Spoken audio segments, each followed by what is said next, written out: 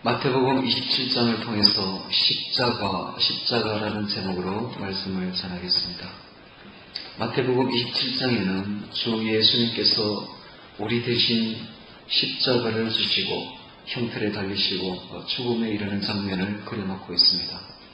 이 십자가가 어떤 의미가 있으며 오늘 우리에게 어떤 의미를 던지는지를 십자가를 통해서 같이 살펴보도록 하겠습니다.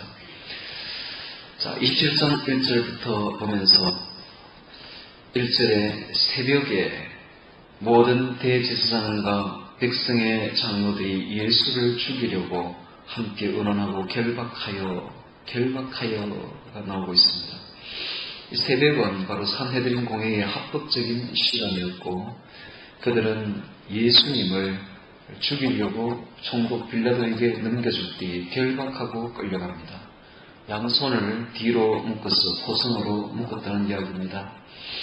우리 예수님께서는 어떤 죄도 지은 적이 없으며 또한 이렇게 결박할 만한 죄인도 아니었음에도 불구하고 마치 죄인같이 흉악한 죄인처럼 결박되어 총독에게 끌려갑니다. 당시에 이스라엘 나라는 유다 나라는 로마의 지배하에 있었습니다. 로마는 그 나라의 종교나 이런 것은 전혀 간섭하지 아니하고 아주 강경하게 처리했지만 단 정치적인 문제나 그리고 사형 결정만은 반드시 총독의 재가를 받도록 했기 때문에 그들은 사형을 시킬 수 없었기 때문에 자기들의 힘으로는 총독에게 재가를 받기 위해서 끌고 가고 있었습니다. 때에 예수를 판 유다가 그의 정죄됨을 보고 스스로 뉘우쳐 이제 유다의 이야기를 하고 있습니다. 이 가롯 유다는 바로 예수님을 오고 오는 모든 역사의 대표적인 바로 배신자가 되는 것이죠. 자, 이 배신자 가롯 유다는 스스로 뉘우쳐라고 적어놓고 있습니다. 이 가롯 유다가 항상 했던 일들은 스스로 결정합니다. 스스로 자기가 예수를 팔았고 결정해서 항상 스스로 이번에는 뉘우치고 있습니다. 우리가 알아야 될 것은 우리가 스스로 우리 자신을 행동하면 안 됩니다. 이 가룟 유다의 행동을 자세히 보면 그의 주인은 늘 자기였습니다. 자기가 스스로 자기의 모든 것을 결정합니다. 오늘 우리의 주인은 우리가 아니라 우리는 이제 주님께 그 자리를 양보해야 된다는 사실입니다. 우리의 모든 결정은 주님께서 하시도록 하셔야 되며 우리는 주님의 결정에 순종해야 됩니다. 그는 자아가 아주 강력한 사람이었습니다. 강한 자아를 가지고 있었던 사람입니다. 스스로 뉘우쳐 그 은30을 대제사장들과 장로들에게 도로 갖다 주며 가로되 내가 무죄한 피를 팔고 죄를 범하였도다 하니 고백 대상이 예수님이 아니라 주님이 아니라 그는 단순한 인간적인 가오로서 자책에 고백을 하고 있습니다. 저희가 가로되 그것이 우리에게 무슨 상관이 있느냐 내가 당하라 하거늘. 자, 우리가 사람에게 가서 아무리 고백해봐야 돌아오는 것은 아무것도 없는 비난밖에 없다는 사실을 알아야 됩니다. 우리는 사람에게서는 아무것도 기대할 수가 없습니다.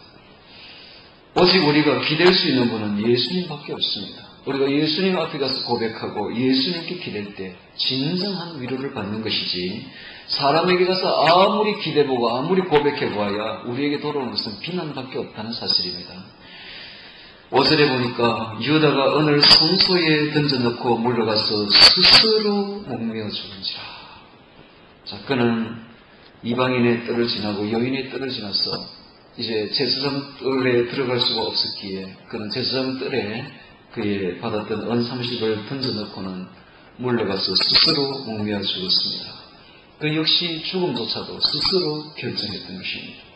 죽음조차도 그는 스스로 죽을 것이 아니라 그는 자아를 죽여서야만 했었습니다. 자기의 목숨을 죽일 것이 아니라 자기의 자아를 죽여야만 했던 것입니다. 우리의 생명은 우리의 것이 아니라 하나님이 주신 것입니다. 생멸권은 우리에게 있는 것이 아니라 하나님께 있습니다. 우리가 자신을 죽이게 되면 자살을 하게 되면 그 역시 하나님의 주권을 실추하는 것이 되며 자살죄는 바로 살인죄와 같이 하나님을 치부한다는 사실입니다. 유다는 자기의 생명을 죽일 것이 아니라 자기의 자아를 죽였어야만 했습니다.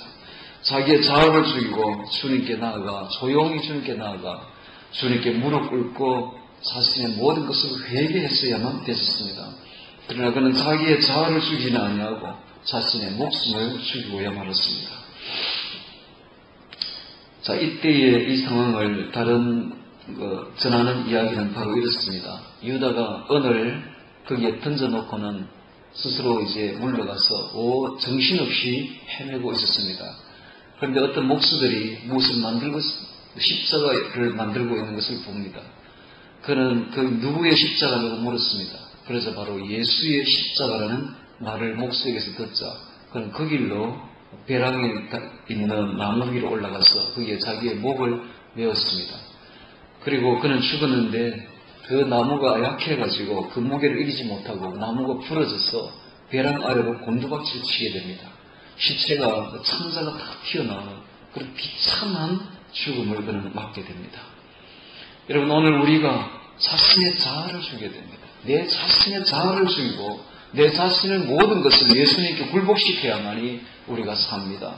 자기의 목숨을 죽이기 위해서는 비참한 결과밖에 나오지 않는다는 사실을 우리는 알아야 될 것입니다.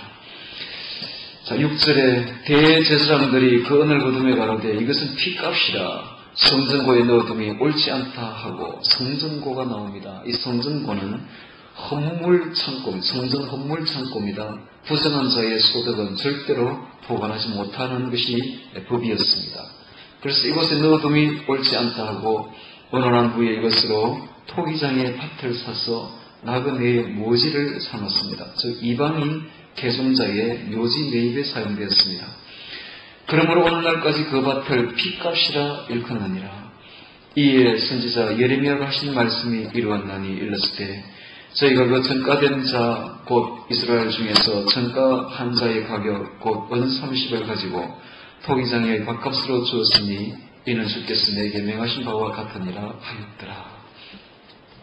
스가랴서 11장 12절부터 이 말씀이 예언되어 있었는데 그 예언대로 바로 토기장의 밭으로 사게 됩니다.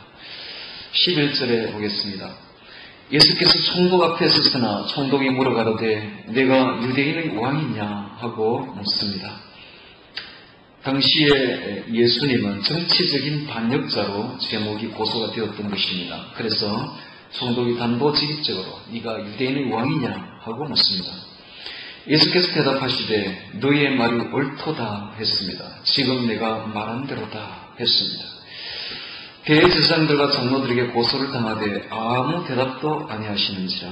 자, 이 침묵은 어떤 대답보다 강한 부정으로 새겨졌습니다. 이에 빌라도가 가로되 저희가 너를 쳐서 얼마나 많은 것으로 증거하는지 듣지 못하느냐. 자, 오히려 빌라도는 예수님을 변호하는 듯한 느낌을 주고 있습니다. 그는 단번에 예수님이 반란을 도모할 인물이 아님을 바로 알아챈 것입니다. 14절에 한마디도 대답지 아니하시니 총독이 심히 기이 여기더라. 맹세를 당하면 총독이 무리에 소원 대로 제수 하나를 놓아주는 전례가 있더니 탈무드에 의하면은 6월절에는 제수 한 사람 대신 양을 한 사람 희생시키는 그런 관례가 있었습니다. 그래서 죄수를 풀어주고 대신 그 죄수 대신 양을 죽이는 그런 관례가 있었습니다. 그때에 바라바라 하는 유명한 죄수가 있는데 이 바라바는 예수 바라바라고 불리는 자였습니다. 그는 소요죄와 살인죄와 강탈죄의 죄를 지은 죄인이었습니다. 저희가 모였을 때에 빌라도가 물어가로되 너희는 내가 누구를 너희에게 놓아주기를 원하느냐? 바라바냐 그리스도라 하는 예수냐 하니 참으로 어설프고 어리석은 질문이 아닐 수가 없습니다. 그는 그렇게 하면 그 뒤에 보면 18절에 이는 저가 그들의 시기로 예수를 넘겨준 줄 알미르라. 즉 백성들이 예수님을 따르는 데서 나온 그 질투 때문에 이 제사장들이 예수를 죽이려고 하는 줄 알았던 것입니다. 그래서 이렇게 하면 예수님을 살릴 수 있을 것으로 그는 생각했습니다만 참으로 어리석고 어설픈 질문이 아닐 수가 없습니다. 19절에 총독이 재판자리에 앉았을 때에 그 아내가 사람을 보내어 가로되 저 옳은 사람에게 아무 상관도 하지 마옵소서. 저 옳은 사람. 그의 아내 이름은 클라우디아 프로클라인데 그는 유대교 개종자입니다. 그리고 그는 또한 예수의 제자가 되었다는 그런 전성도 있습니다. 그는 예수님을 전혀 죽이기를 원치 않았습니다. 예수의 숨은 제자였습니다. 그렇기 때문에 그는 그의 남편에게 저 옳은 사람을 죽이지 말라고 간했습니다. 오늘 꿈에 내가 그 사람을 인하여 예를 많이 썼나이다 하더라. 대제사장들과 장로들이 무리를 권하여 바라바를 달라 하게 하고, 자, 대제사장과 장로들이 군중심리까지 이용합니다. 군중심리를 이용해서 바라바를 달라고 그렇게 외치게 군중심리를 이용하고 있습니다.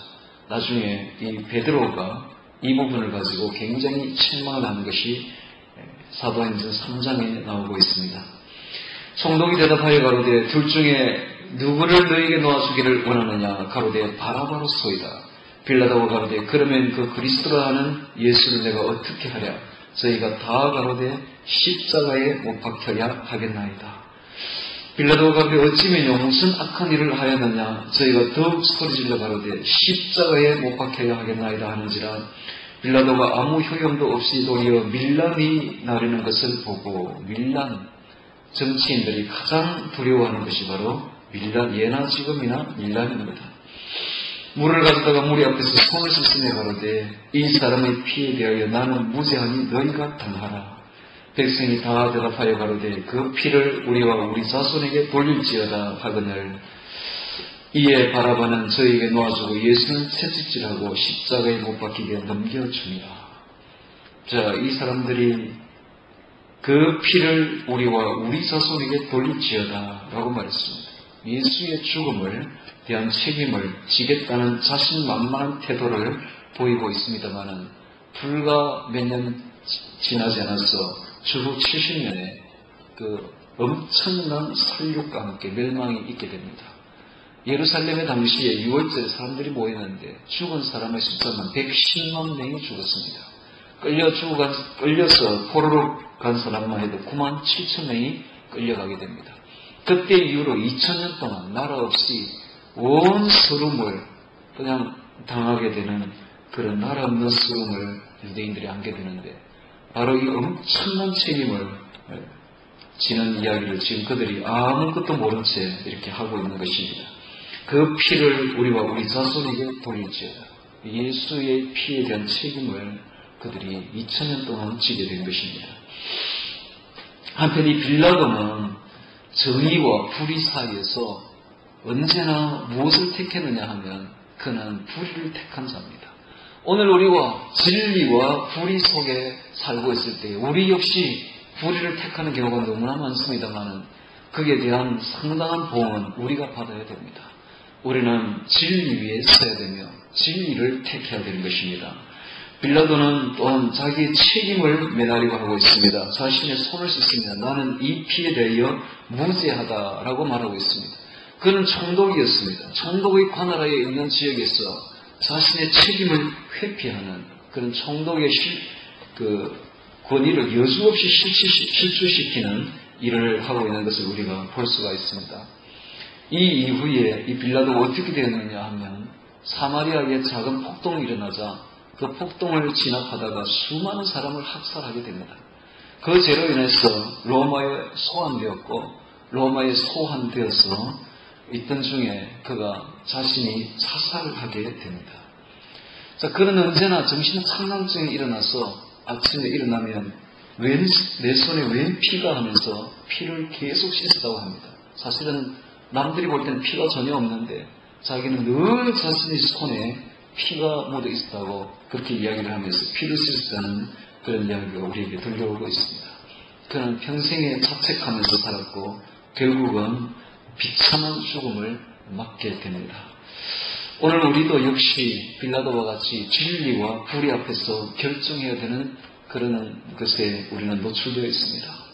우리는 언제나 불의를 선택하지 말고 진리를 선택해야 될 것입니다. 27절에 보겠습니다.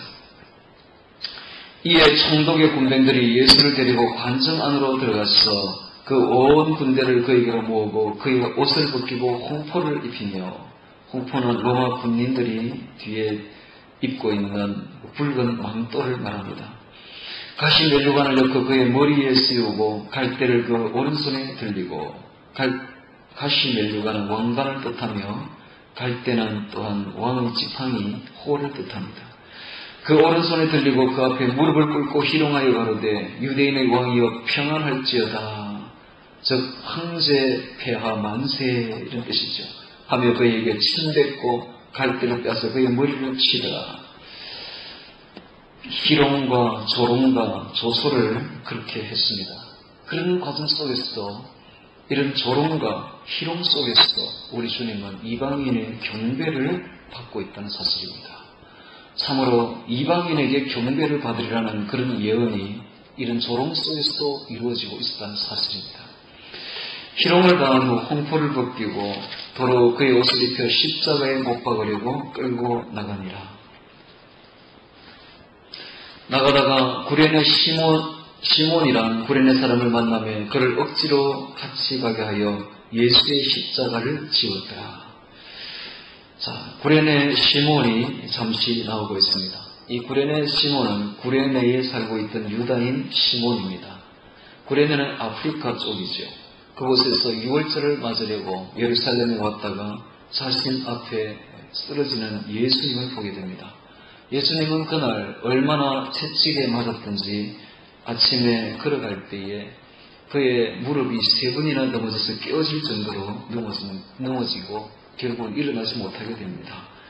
이 시몬 앞에서 쓰러지니까 결국은 시몬이 선택되어서 억지로 십자가를 매게 됩니다. 십자가 무게도 대단합니다만은 그 죄인의 사형을 당할 죄수의 십자가를 메고 가는 것 자체가 얼마나 수치입니까? 그는 수치와 그리고 큰 고통을 지게 됩니다만은 억지로 진 이 십자가가 나중에 그 십자가 아래서 구레네 시몬이 변화되게 됩니다. 그리스도인으로 변모되게 됩니다. 그리고 그의 아내, 그리고 그의 아들 둘, 알렉산더와 루포는 로마 교회의 주 멤버들이 됩니다. 그래서 초대 교회를 이끌었던 큰 축복이 그의 가정에 있게 되는 것입니다. 억지로라도 십자가를 지게 되면 이와 같은 축복이 우리에게 임한다는 사실입니다. 33절에 골고다 즉 해골의 곳이라는 곳에 이르러 쓸개탄 포도주를 예수께 줘 마시게 하였더니, 골고다 언덕입니다. 해골의 곳이라는 곳인데 이곳은 큰 대로변이었습니다. 큰 대로변에 바로 위에 있는 작은 언덕이었습니다. 이곳에는 많은 사람들이 오고 가는 대로변에서 훤히 보이는 곳이었습니다. 이곳에서 십자가에 못 박았기 때문에 많은 사람에게 공개적인 처형을 당하게 된 것입니다. 쓸개탄 포도주는 바로 마취제였습니다. 이 마취제를 마시게 되면 아픔을 모르게 됩니다. 그러나 예수님은 마시지 않았습니다. 예수님은 쓸개탄 포도주를 마시지 않는 대신에 하나님 아버지께서 주시는 그 고통의 잔을 남김없이 다 마신 것입니다. 예수께서 맛보시고 마시고자 아니하시더라. 35절에 저희가 예수를 십자가에 못 박은 후에 그 옷을 제비 뽑아 나누고, 자, 이것 역시 시편에 나오는 그 예언을 성취하고 있습니다. 시편 22편 18절에 예언을 그대로 성취합니다. 거기에 앉아 지키더라. 그 머리 위에 이는 유대인의 왕 예수가 쓴 제패를 붙였더라. 이 역시 예수님을 조롱하기 위해서 쓴 제패였습니다만 그 조롱의 제패가 확실한 하나님께서 예수님이 바로 우리의 왕이심을 보여주고 있습니다. 그렇습니다. 예수님은 유대인의 왕이자 인류의 왕이며 진리의 왕이고 영원한 왕이신 것입니다. 이때 예수와 함께 강도 둘이 십자가에 못 박히니, 자, 이 강도 둘이 나옵니다. 이 강도들은 단순 강도가 아닙니다. 정치적인 반역자였습니다. 아마 열심당원으로 추측되는 사람들입니다. 그 중에 한 사람은 누가복음에 보면 자신의 유익을 위해서 예수에게 말합니다. 너가 하나님의 아들이거든. 너도 구원하고 우리도 구원하라. 하면서 자신의 유익을 예수에게 말하게 됩니다. 오늘 교회에 와서 자신의 유익만 구하는 자들은 결국은 실패하고 말며 죽음밖에 없다는 사실을 알아야 됩니다. 그러나 다른 한편 강도는 수많은 사람들이 궁중심리에 휩싸여서 예수를 비난하는 바로 그 상황에서 개인적으로 결단하게 됩니다. 개인적으로 결단하게 되고 예수님의 십자가가 인류를 구원하는 것을 확실히 깨닫게 됩니다. 그리고 예수님이 하시는 말씀을 십자가상에서 듣게 됩니다. 첫 번째로 하신 예수님의 말씀은 아버지여 저희를 사하여 주옵소서 자기의 하는 것을 알지 못함이니이다 하고 자신을 십자가에 못 박는 우리를 향해서 용서하는 기도를 듣게 됩니다. 그 기도를 듣는 순간에 그는 주님이야말로 예수님이야말로 인류를 구원할 주님이며 이 십자가야말로 우리를 구원할 능력임을 분명히 깨닫고 그는 예수님을 의지합니다. 그는 예수님을 향해서 그는 다른 한편 강도를 향해서 이렇게 말합니다. 우리가 죄를 지어서 십자가에 못 박혀 죽는 것은 우리 죄 때문에 죽는 것이니까 당연하지만은 이 옆에 계신 예수님이야 무슨 죄가 있는가 하면서 예수여 당신이 낙원에 임하게 되면 나를 기억하소서라고 말했습니다. 개인적으로 결단하는 군중심리에 휩쓸리지 아니하고 개인적으로 예수를 믿고 결단하는 그런 대표적인 신앙인의 모습을 보여주고 있습니다. 오늘 우리는 사람들이 쓸려간다고 그것을 쓸려가서는 안 됩니다. 개인적으로 주님께 다가와야 되는 것입니다. 개인적으로 주님께 나와서 회개하고 주님을 영접할 때에 우리가 구원받는다는 사실입니다. 그때 예수님께서 그에게 말하기를 내가 오늘 나와 함께 낙원에 있으리라 하심으로써 단번에 구원받는 극적인 사건이 벌어지게 됩니다. 이로써 이 한편 강도는 그 자리에서 구원받은 첫 번째 사례가 됩니다. 자, 39절에 보겠습니다. 지나가는 자들은 자기 머리를 흔들며 경멸과 조롱을 했습니다. 예수를 모욕하여 가로되 성전을 헐고 사흘에 짓는 자여 내가 만일 하나님의 아들이거든 자기를 구원하고 십자가에서 내려오라 하며 성전을 헐고 사흘에 짓는 이것이 바로 산헤드린의 십자가형의 결정적인 증거였습니다. 성전을 모독했다 해서 성전을 헐고 사흘에 짓는다고 말함으로써 그것을 가지고 예수님을 죽음에 이르게 하는 결정적인 증거로 삼았던 것입니다. 그러나 이 성전은 사실은 예수님은 자기 몸을 말하고 있으며 사흘에 부활할 것을 말하고 있었던 것을 그들은 몰랐습니다. 41절에 그와 같이 대제사장들도 서기관들과 장로들과 함께 희롱하여 가로되 저가 남은 구원하였으되 자기는 구원할 수 없도다 라고 말함으로써 예수님의 사역이 어떠했음을 그들이 결정적으로 이야기해 주고 있습니다. 비난 중에 말하고 있는데 예수님은 남을 구원한 사람인 것입니다. 예수님은 평생에 이 땅에 오실 때 사랑으로 오셨고 또한 사랑으로 사역하여서 사람들을 구원했습니다. 그리고 사랑으로 지금도 스스로 십자가에 자신의 몸을 못 박고 있으며 사랑 때문에 죽었고 사랑 때문에 부활했습니다. 43절에 보겠습니다. 제가 이스라엘 왕이로다 지금 십자가에서 내려올지어다 그러면 우리가 믿겠노라 하고 비난했습니다. 43절에 제가 하나님을 신뢰하니 하나님이 저를 기뻐하시며 이제 구원하실지라 제 말이 나는 하나님의 아들이라 하였도다 하며 함께 십자가에 못 박힌 강도들도 이와 같이 욕하더라. 45절에 제 육시로부터 육시는 정오를 말하며 온 땅에 어두움이 임하여 제 9시까지 제 9시는 오후 3시를 말합니다. 오후 3시에 우리 주님께서는 운명하셨습니다. 제 6시, 즉 12시로부터 낮 12시로부터 오후 3시까지 온 땅에 어두움이 임하게 됩니다. 하나님 아버지께서도 차마 자신의 아들이 죽는 것을 보지를 못하셔서 온 땅에 어두움을 보내셨습니다. 제9시점에 예수께서 크게 소리질러 가라사대 엘리 엘리 라마 사박다니 하시니 이는 곧 나의 하나님 어찌하여 나를 버리셨나이까 하는 뜻이다. 이 순간은 하나님은 더 이상 자애로운 하나님이 아니셨습니다. 인류의 모든 죄를 대신 짊어지신 예수의 그 죄를 보시고 즉 인류의 예수님에게 전가된 인류 전체의 죄를 보시고 고개를 돌리신 것입니다. 외면한 것입니다. 즉 버리신 것입니다. 이 순간이 바로 예수님에게서는 가장 고통스러운 순간이었습니다. 하나님과 분리되는 고통, 하나님과 떨어지는 고통이 그에게 있어서 가장 큰 고통이었던 것입니다. 그래서 엘리 엘리 라마 사박다니, 하나님 나의 하나님 어찌하여 나를 버리셨나이까. 그래서 인류의 모든 죄로 인해서 그는 하나님께 버림당하게 됩니다. 거기 있었던 자들 중에 어떤 이들이 듣고 가로되 이 사람이 엘리야를 부른다 하고 왜 이런 말을 했을까요? 당시에 사람들이 엘리야의 강림을 고대하고 있었다는 사실을 우리는 알 수가 있습니다.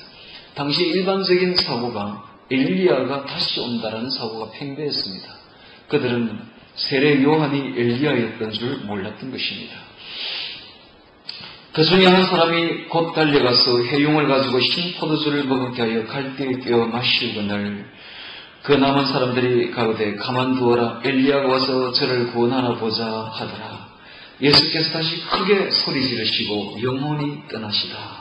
자, 십자가 상에서 예수님이 7마디를 하셨습니다. 첫 번째는 아버지여 저희를 사하여 주옵소서, 자기의 하는 것을 자기들이 알지 못함이니이다 하고 말씀하셨습니다. 십자가상에서 처음 기도가 용서의 기도를 하신 것입니다. 자신을 찌르는 자들을 향해서, 자신을 살해하는 자들을 향해서 주님은 용서의 기도를 하셨습니다. 오늘 우리가 저 천국에 가려면 모든 일을 용서해야 됩니다. 우리를 찌른 자들을 향해서 우리는 용서하지 않는다면 결단코 천국에 들어갈 수가 없습니다. 우리를 찌른 자들을 우리는 마지막 때에 다 용서해야 됩니다. 마지막 때뿐만 아니라 우리 지금도 늘 용서해야 되겠죠.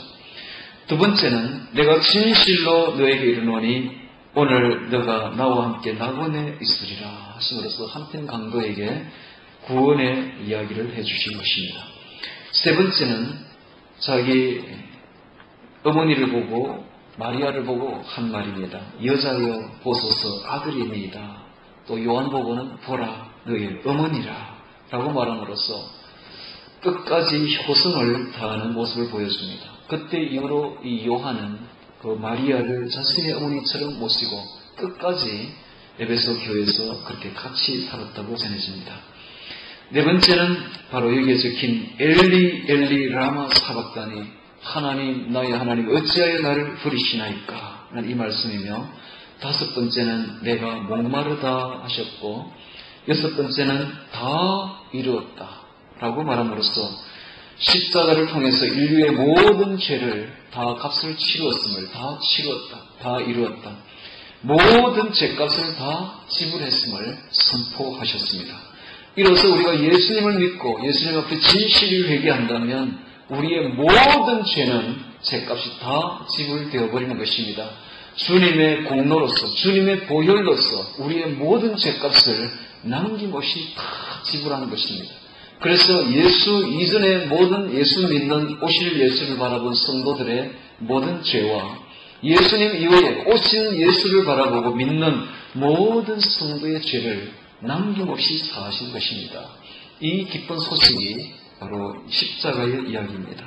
마지막으로 주님은 아버지여 내 영혼을 아버지 손에 부탁하나이다 하고 돌아가셨습니다. 우리도 마지막 순간에, 임종 순간에 바로 이 기도를 드려야 됩니다. 아버지여 내 영혼을 아버지 손에 부탁하나이다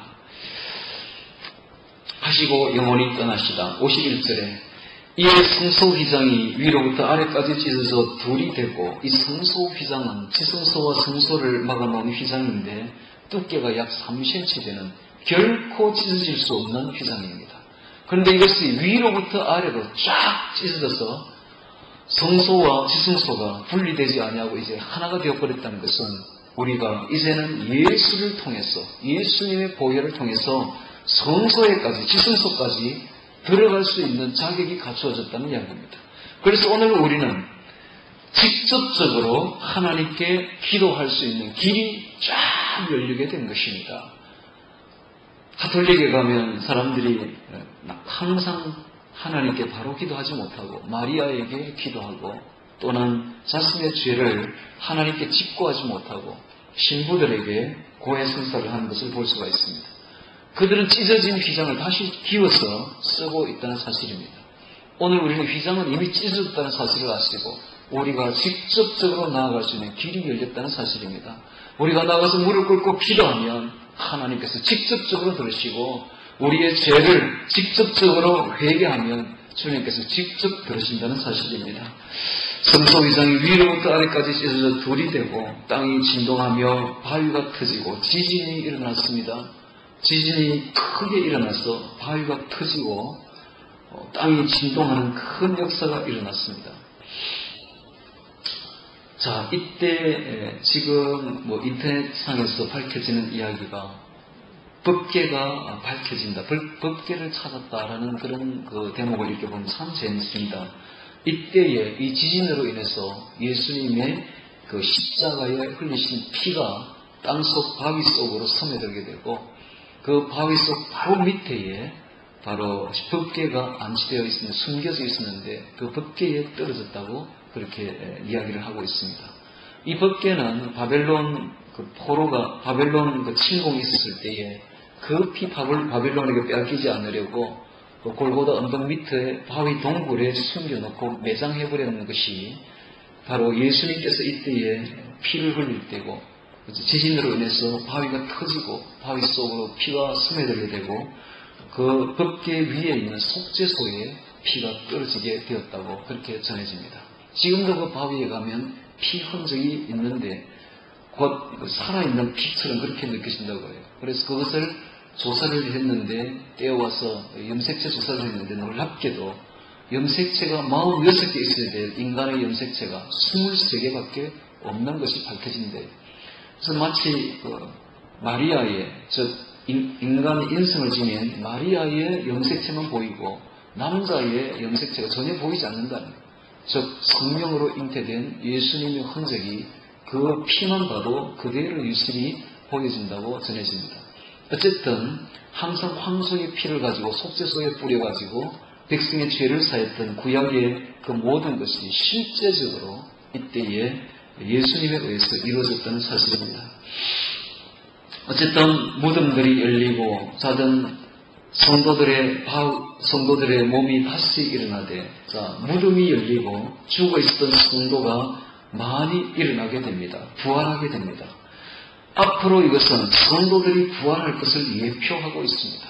예표적으로 보여줍니다. 그리고 예수의 부활 후에 저희가 무덤에서 나와서 거룩한 성에 들어가 많은 사람에게 보이니라. 거룩한 성은 예루살렘 성인데 이것은 앞으로 있을 새 예루살렘 성을 예표합니다. 즉 우리가 일어나서 부활하여서 새 하늘의 새 예루살렘 성에 들어갈 것을 예표적으로 보여주고 있습니다. 54절에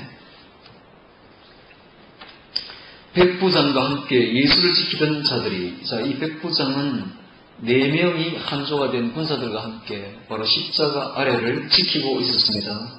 이 백부장 이름은 바로 페트로니우스입니다.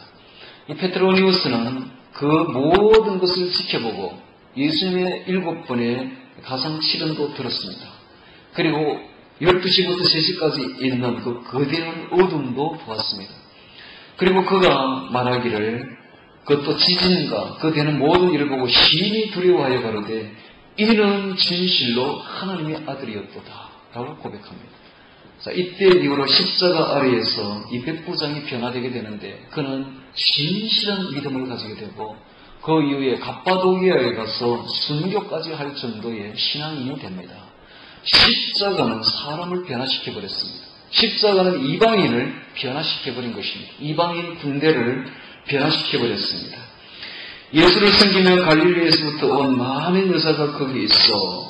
이 여자는 막달라 마리아, 야고보와 요셉의 어머니 마리아, 또 세베대의 아들들의 어머니 살로메 같은 이런 사람들이 많이 와 있었는데 당시의 여자들은 노예와 비슷한 취급을 받았습니다. 지금은 여건이 많이 신장되었지만 당시의 여자들은 거의 노예와 비슷한 수준의 그런 취급을 받았습니다. 그럼에도 불구하고 그들은 갈릴리에서부터 여기까지 십자가 아래까지 변하지 아니하고 끝까지 예수님을 쫓아온 신앙의 사람들입니다. 이들이 있었기에 예수님은 참으로 위로를 많이 받았겠죠. 이들이 있었기에 오늘날의 교회도 보십시오. 여성이 주를 이루고 있습니다. 거의 한 80%가 여성들이라 그러죠. 끝까지 십자가 아래까지 지켜온 사람들은 여성들밖에 없었습니다. 12제자는 전부 다 도망가고 없었습니다. 오직 한 제자 요한만이 그곳에 남아서 지켜보고 있었습니다. 자, 57절에 저물었을 때에 이곳은 바로 오후 한 4시경 정도 되었을 때 3시경에 주님께서 운명하시고 4시경 정도 되었을 때에 아리마대 부자 요셉이라 하는 사람이 왔으니 그도 예수의 제자라, 숨은 제자였습니다. 이 요셉은 바로 공회의원이었고 산헤드린 공회의원이었고 그리고 부자였습니다. 그는 숨은 예수의 제자였습니다. 그가 이 모든 것을 본 이후에 그가 담대하게 빌라도에게 가서 예수의 시체를 달라고 합니다. 예수의 시체를 달라고 하면 그가 앞으로 받을 불이익이라든지 그리고 동료 공회원들에게 받을 비난이라든지 그리고 그의 출세길이 막힐 것은 분명하고 어쩌면 죽을 수도 있는 그런 위험한 일이었습니다만은 그는 담대하게 빌라도에게 가서 예수의 시체를 달라고 합니다. 나약한 신앙이 용감한 신앙으로 바뀌고 있습니다. 십자가는 나약한 사람의 신앙을 강한 신앙으로 바꾸어 놓고야 말았던 것입니다. 요셉이 시체를 가져다가 정한 세마포로 싸서 바위 속에 판자기 새 무덤에 넣어두고 큰 돌을 굴려 무덤물에 놓고 가니 거기 막달라 마리아와 다른 마리아가 무덤을 향하여 앉았더라. 오늘 여기까지입니다. 자, 십자가는 사람들을 많이 변화시켰습니다.